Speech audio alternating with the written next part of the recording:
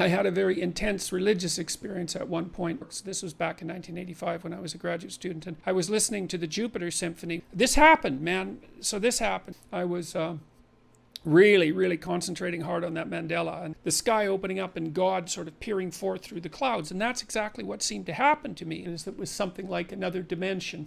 Classically, something like the Holy Ghost, I suppose. Well, it was like being in heaven. I could feel myself transformed, transmuted as a consequence of this experience. Then I felt that whatever had descended, it seemed that as if it was sorrowful, and it departed from me slowly. Whereas I shook physically for about half an hour after that experience, like I was shaking, you know, like you shake after a car accident.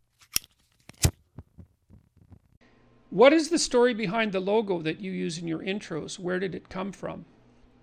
That logo is called The Meaning of Music, and it's actually a sculpture that I made in 1985. It's a three-dimensional representation of a two-dimensional representation of a four-dimensional object. It's a representation of time and space. You know how music unfolds and then something else unfolds within it, and then it unfolds again within it, like a rose opening into the day, or like a lotus flower that sort of comes up from the darkest depths up through the dark water and then blooms on the surface of the water in the sun. It's a Mandela image, and for Jung, the mandala was a symbol of the self, and the self was something that unfolds like music, which is actually why we like music. And I had a very intense religious experience at one point when I was contemplating that. I'd been reading Jung a lot at that point, like for months of intense reading. This was back in 1985 when I was a graduate student, and I was listening to the Jupiter Symphony.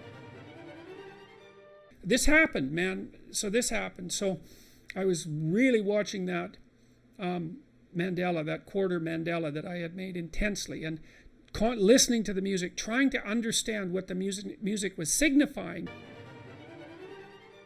I was really concentrating hard on that mandala, and I was standing in my living room, and then I had this very strange experience.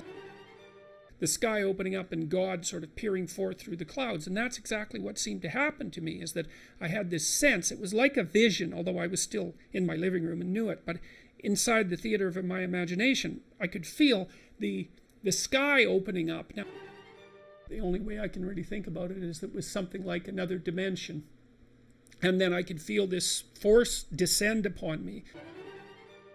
Classically, something like the Holy Ghost, I suppose.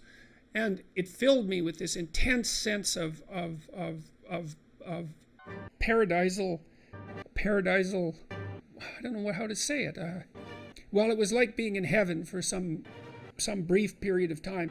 I could feel myself transformed, transmuted as a consequence of this experience. It was as if I was in the presence of something that was living, you know, and I suppose that was an experience of God, if you want to put it that way.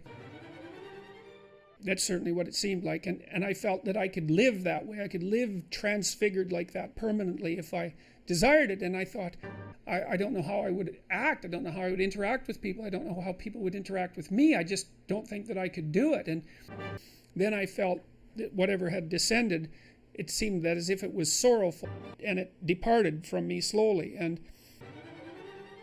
it was as if a gift had been offered that I wasn't in no position to receive. Whereas I shook physically for about half an hour after that experience, like I was shaking, you know, like you shake after a car accident, and my pupils were completely dilated. I had a couple of experiences like that, like echoes of it a couple of times after that, and so anyways, that was a very powerful experience. I've certainly never forgotten that. And well, you know, I don't know what to think about that. I mean, God only knows what the world is really like, that's for sure. And I've had a variety of very strange experiences that have convinced me that we know very little about anything. So for those who are very creative but high in neuroticism, how should one work to gain emotional stability in order to go out into chaos to do more creative things? That's a really good question.